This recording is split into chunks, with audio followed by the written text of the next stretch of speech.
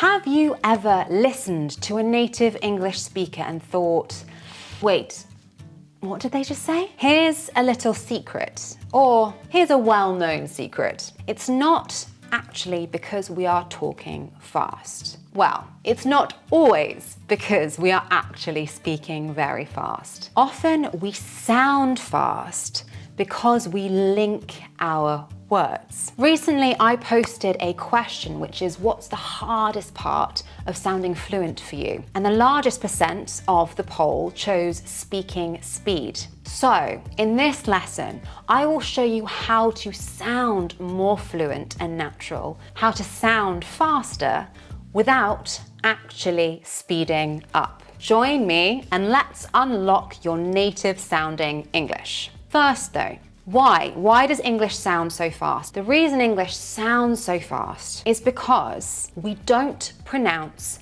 every word separately, like I just did. If you imagine the sentence you're speaking as a train, English learners tend to put a gap between each carriage. For example, with this sentence, they'll say, did you eat it? Did you eat it? But natives, we join the carriages together into one long fluid train. Did you eat it? Did you eat it? Did you eat it? Did you eat it? Did you eat it? There are the same number of syllables, they're just connected. And listen, I'm going to say it the same speed, which sounds faster. Did you eat it?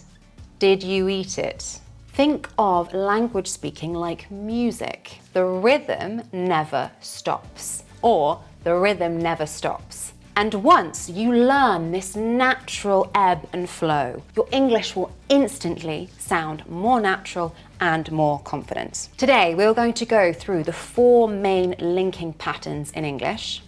And don't worry, because there will be a cheat sheet PDF outlining all of this for you that is free in the link in the description below. So make sure you get your free PDF. Are you ready to go over the linking patterns? Let's start with the most common. The most common type is consonant and vowel. This is when one word ends in a consonant and the other word begins with a vowel. When that happens, we push the consonant forward. And I'll show you what I mean. For example, turn it off becomes turn it off, turn it off, turn it off, turn it off, pick it up, pick it up, pick it up, pick it up. Do you hear that glide? There's no pause after turn or pick. Turn it on, pick it up. And that isn't laziness when we're speaking, it's efficiency. I sometimes don't link when I am teaching in the interest of clarity, in the interest of making myself easier to understand.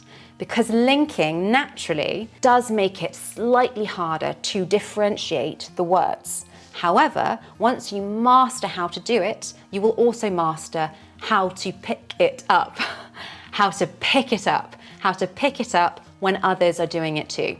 Now, try one with me. First slowly, then native speed. Staccato. I want a cup of tea. I want a cup of tea. I want a cup of tea. Faster. I want a cup of tea. I want a cup of tea. Really fast. I want a cup of tea. I want a cup of tea. When we're speaking informally, we drop even more. I want to, I wanna. Cup of tea, cuppa. And yes, cuppa we do actually use in the United Kingdom. Fancy a cuppa?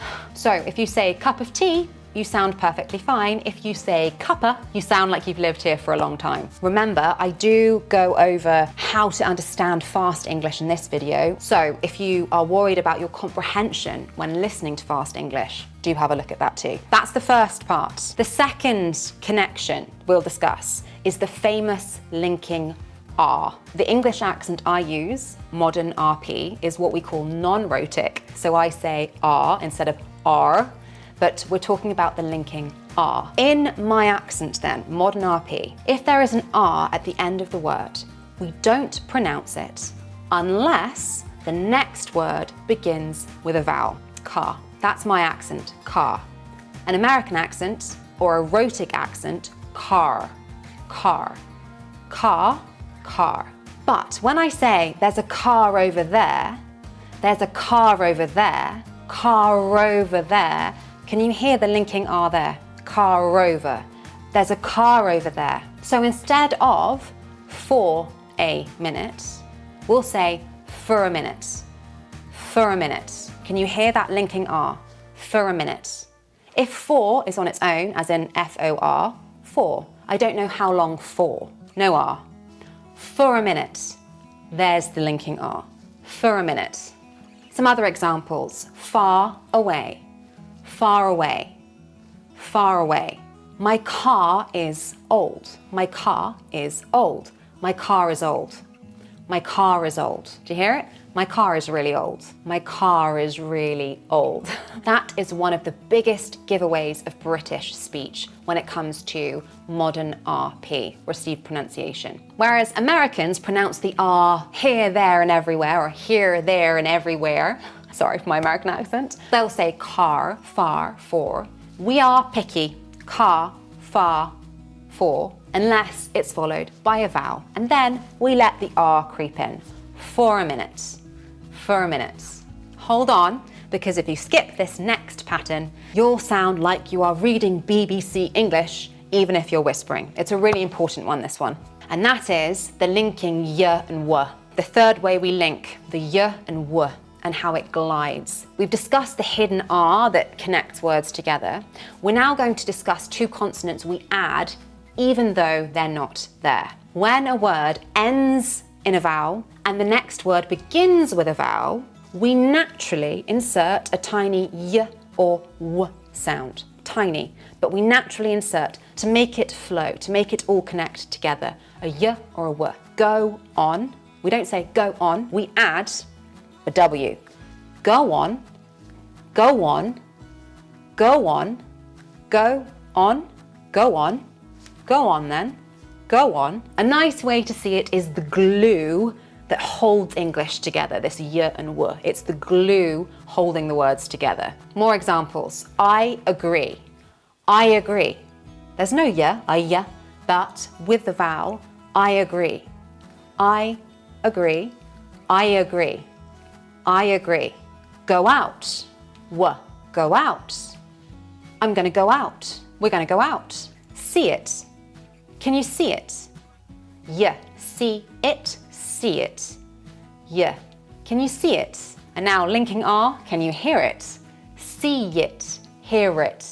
See it. Can you see it? And we don't plan it as native speakers, it just happens because we want that smooth transition between our words when we're speaking. That's all we want, a smooth transition. Try this staccato rhythm. We all want it. Say it with me. We all want it.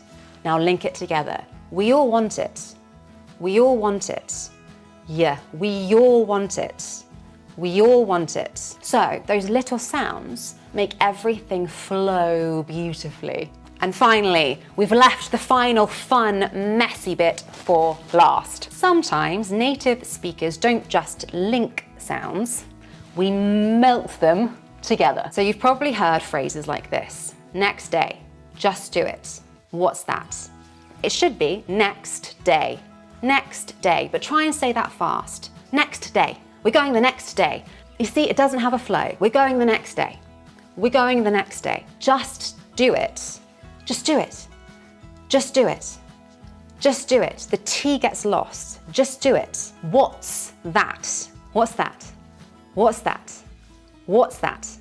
What's that? What's that? We lose that T. We do this perhaps because we care more about rhythm and stress than we do about clarity. Focus on the beat, not on every letter. Say this rhythmically with me. What do you want to do? What do you want to do? Now link it together. What do you want to do? What do you want to do? Shall we take it one more to the informal fast English? What do you want to do? What do you want to do? What do you want to do? What do you want to do? What do you want to do? What do you want to do? Your turn. Let's practice 3 phrases at the 3 different levels. Phrase 1, clear. Do you want to come over? Do you want to come over? Let's connect it now. Do you want to come over? Do you want to come over? Do you want to come over? Should we step it up even further into informal native? Do you want to come over? Do you want to come over? Do you want to come over? Do you want to come over? Connected. Do you want to come over? Do you want to come over? Do you want to come over? Do you want to come over? Sentence 2. What are you doing? What are you doing? Connected. What are you doing? What are you doing? Very informal. What you doing? What you doing? What are you doing? What are you doing? What you doing? Last one, phrase 3. Give me a hand. Give me a hand. Connected. Give me a hand. Give me a hand. Ready for informal? Give me a hand. Give me a hand. Give me a hand. Connected. Give me a hand. Very informal. Give me a hand. Now, linking is just one part of sounding natural, but as the poll indicates, some of you struggle with speed. If you link, you naturally sound faster. So linking is a foundation, but so is rhythm, stress, even the melody, excuse me, even the melody of how we speak. And when you get those, that's when people say, oh, wow, you're English. You sound amazing when you speak English. Your English is really good, which I have no doubt yours is. Here's the big picture. If you want to sound natural and not like a textbook or a textbook, linking is your secret weapon. It helps your speaking and your listening. You start hearing English as natives actually use it. So you stop thinking word by word and start thinking in chunks or in one whole. To go back to our train metaphor, you stop seeing the individual carriages and you see the whole train. So now you know, sounding fast isn't always about speed. It's about connecting the sounds like a native. Don't forget to grab your free cheat sheet below. We also have the free PDF with 20 British expressions we use all the time. If you found this useful, I have other videos on how to understand fast English and shadowing. Shadowing is another technique that really helps improve your English, so make sure you have a look at my shadowing videos too. That's it from me. Have a wonderful rest of the day or evening wherever you are, and see you next time. Bye.